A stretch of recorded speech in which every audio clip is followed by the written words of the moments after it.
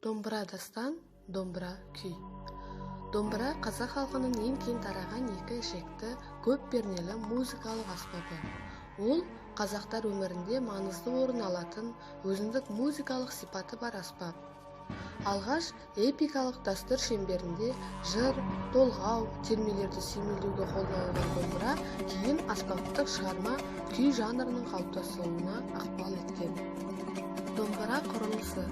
Домбыра үш бөліктен тұрады. Бас бөлігі, мойыны, шанақ. Басында құлақтары шайтан тиегі орналасады. Мойын бөлігінде пернелер, шанақта тиек, ойық, ілгек орналасады. Домбыра әрбір құрылымдық элементтерінің қызметін жалпы физикалық күрделі заңдармен түсіндірілетін ұлттық акустикалық аспап.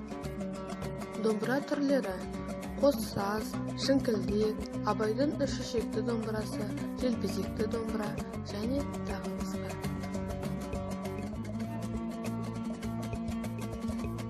Орталық балалар кітапханасында домбыра туралы түрлі кітаптар бар.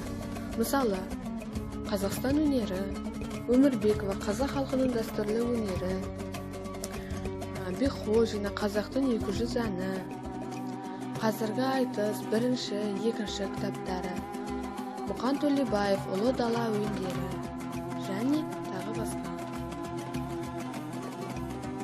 Сонымен, шілденің алғашқы жексенбісі ұлттық домбыра күні.